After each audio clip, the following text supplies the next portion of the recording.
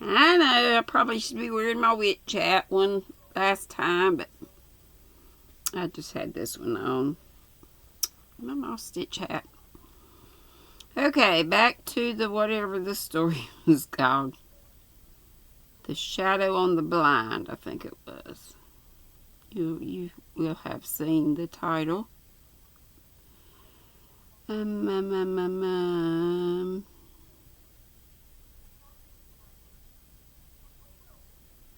Okay, the guy was talking. They were out and about. And Mr. Stackpole was on his favorite theme, the furnishing and repairing of the old house in Surrey. As those present had frequently heard him on the subject before, he was not much heated, but the bald-headed gentleman opposite him caught the words Harbleton Hall, became an attentive listener. Harbleton Hall, did you say? Blah, blah, blah. He said, that it was him that was getting it. And he said, I don't know why it should surprise you, said Mr. Stackpole. Surprise me? Certainly not. I only thought that the house was empty and likely to remain so. Surely it has stood empty long enough for 7 years. It requires an immense deal doing to it, of course, but I took a fancy to the place, and in putting it into thorough repair, introducing the electric light among other modern improvements. In fact, I'm sparing no expense. Do you know anything about Harbleton Hall? I used to. Sir Eland Shaw, the last tenant, is my brother. And the bald-headed gentleman spoke in a dry and uncommunicative manner, but a hint was not enough for Mr. Stackpole. Then you are the very person to tell me about an absurd story I've heard. It had something to do with a magic lantern, I believe. Some kind of scare the young people got up to pretend there were bogies. I guess that's boogers. Ghosties in the house and frighten the parents back to town where they preferred to live. You see, I've heard all about it, and I only want it corroborated by a member of the family. And he laughed heartily as though it were the best joke in the world. But the gentleman opposite him grew grave to severity and said, I'm unable to understand your allusion to a magic lantern performance which is supposed to have tried my brother's nerves. And absurd is the last word applicable to the circumstances under which Sir Rowland was compelled to leave Harbleton Hall. Then I must have been misinformed in the matter, replied the undaunted Mr. Stackpole, whose curiosity was now thoroughly aroused. As I am about to live in the house, will you not tell me the real circumstances that I may be able to contradict the foolish stories that no one hears? Why should it be necessary for you to contradict gossip on the subject? Sir Rowland never mentions it. It is possible that some time you may learn for yourself why my brother left the house. Then I think you will be satisfied that he acted wisely, and if not, I should be sorry to prejudice you against Harbleton Hall. And the gentleman rose to join the ladies, and Mr. Stackpole remained in a state of mystification. Evidently something had happened to drive Sir Rowland Shaw, said Eland before, now it's gone to Rowland, and his family from Harbleton Hall, with which neither old Judd nor the agent was acquainted. What could it be? For himself, so long as it was neither rats nor drains, he didn't care, but with his wife it was different. If she had the least inkling that there was anything uncanny about the house, she would refuse to go into it at the 11th hour, or if she went, would make a point of seeing a ghost the very first dark night.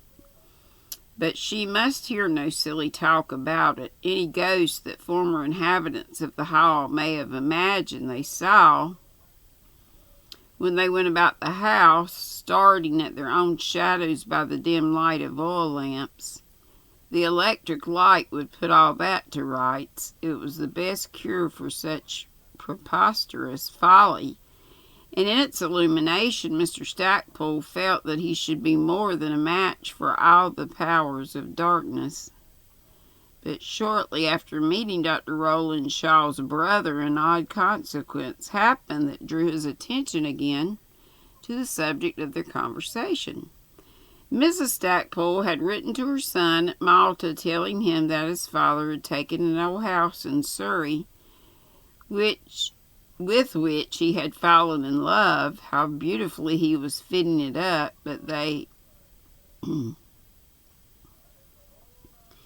they expected to keep Christmas in it, and that it was at Harbleton Hall that they hoped to welcome him on his return to England. In reply, Jack wrote, "So my father is again on the move. Well, this time I'm glad he's taking you to a thoroughly accessible place, and not to Cornwall or Cumberland.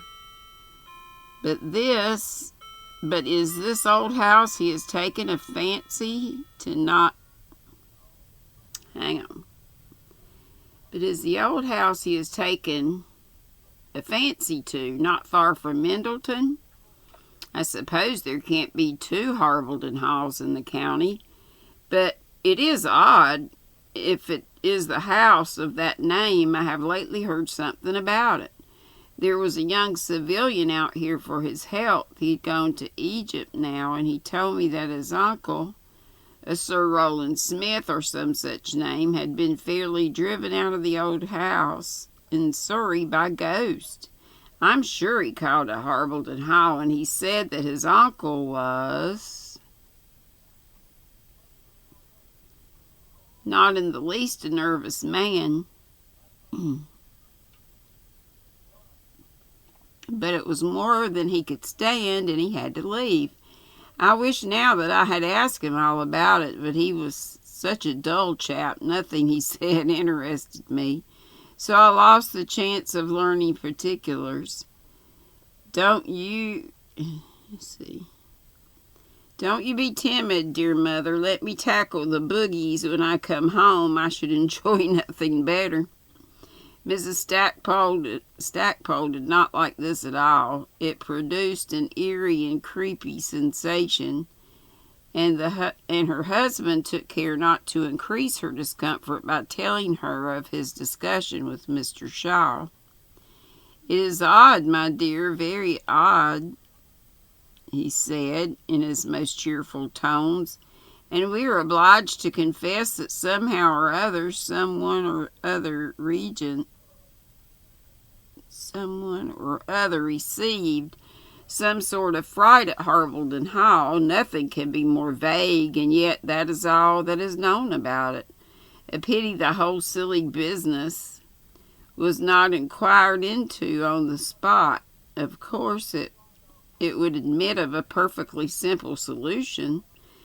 Very likely one of the maids had supped rather more heavily than usual on cold pork, and in paroxysm,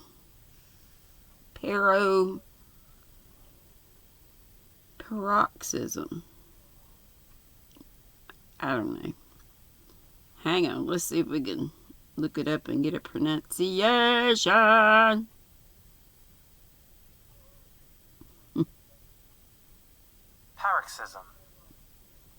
Paroxysm.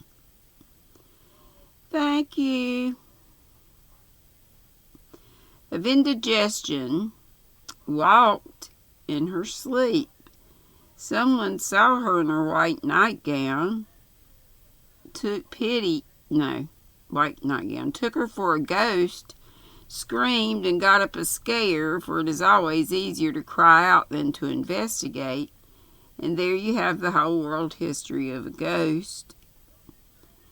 In a nutshell, my dear, in a nutshell.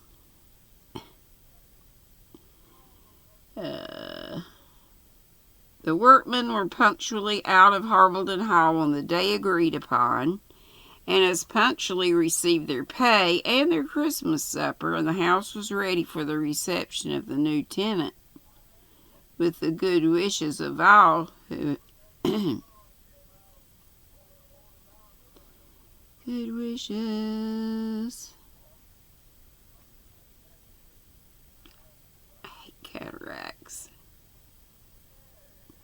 With the good wishes of all who had helped to prepare it for him, Mr. Stackpole arranged that they should arrive after dark, that he might surprise his wife with the electric light in every room and passage, and introduced her to the new home under its most cheerful and attractive aspect.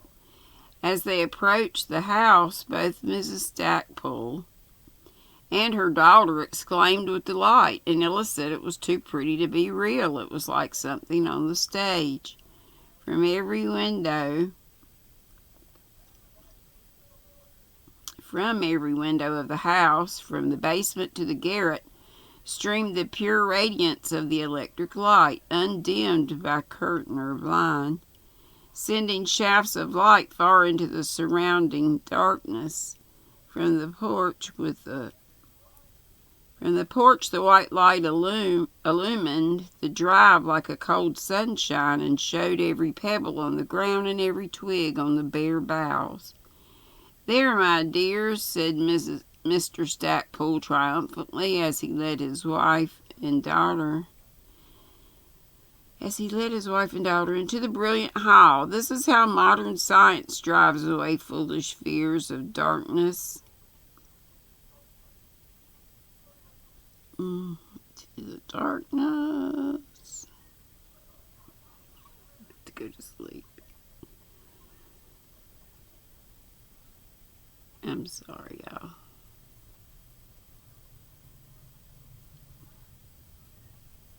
Okay. Drives away foolish fears of darkness by turning night into day. No one could be nervous or afraid of ghosts in a house lighted like this.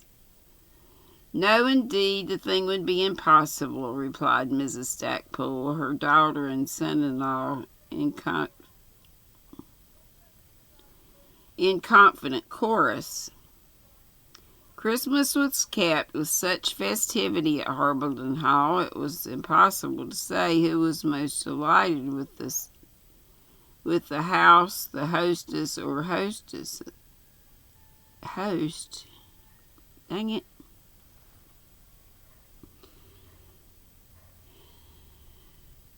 Host. Possible to say who was most delighted with the house, the host or hostess, or the guest under its hospitable roof. Each was charmed with his own room, but Mrs. Stackpole's morning room was the general favorite, and afternoon tea was frequently taken there. In preference to the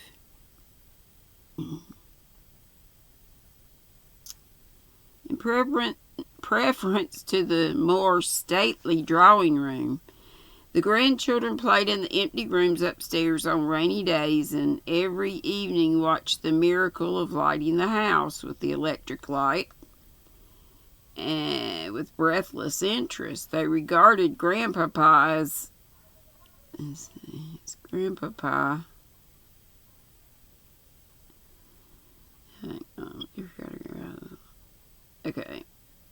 They regarded Grandpa as a light-producing wizard, so that something of awe was mingled with their wildest frolics, and they did not dare open the door of his own particular room, which was respectfully called the study, though its principal use was to smoke in or take a quiet nap before dinner. In the end of January, it was the end of January, and the Stackpoles were daily congratulating themselves on their good fortune in meeting with a house so perfectly suited to all their requirements. When they wound up their New Year's festivities with a fancy fall. Several young people were staying in the house for the occasion, who were to depart the day after the ball, leaving their host and hostess alone for the first time in the new house. Numbers of guests Guess. First time in their new house. Numbers of guests were coming from a distance, many of whom had accepted the invitation out of curiosity, as the dance informs the great opportunity of spending a night with cheerful auspices in a house with a reputation of being haunted.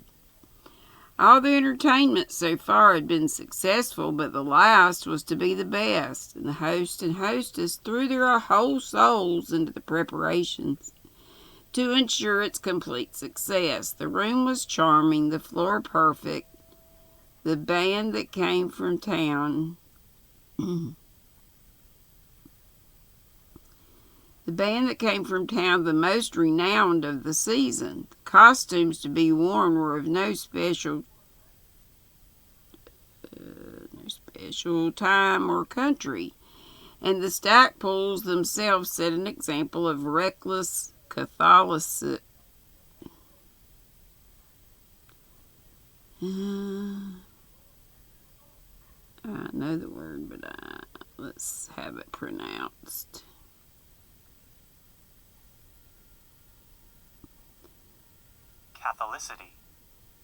Catholicity. I was trying to say like Catholicism, but that wasn't working. In the matter, the hostess being dressed as Queen Elizabeth and her husband as an admiral.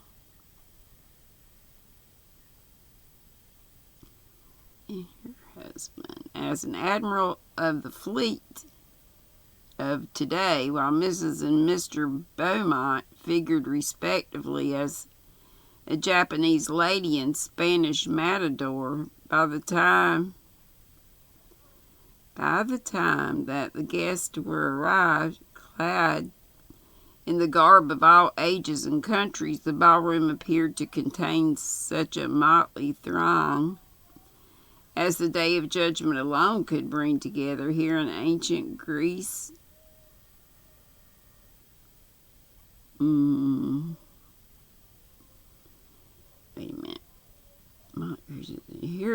Here an ancient Greek danced with a Swedish peasant, and the Black Prince with a female captain of the Salvation Army, and there a clown and a nun waltzed gaily past Mohammed and a ballet girl.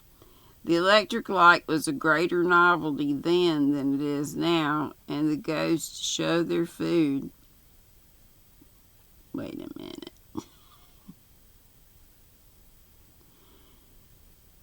How much more is this? I gotta finish this tomorrow, y'all. I am probably making absolutely no sense.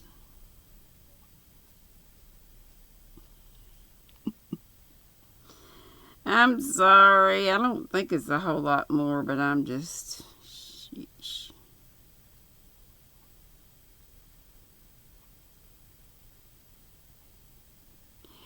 Alright, I'm going to let y'all go. Happy Halloween one last time. It is 9:56. Couple more hours of Halloweeny. All Saints Day tomorrow, November 1st. Be sweet. Don't be ugly. Love y'all. Bye-bye.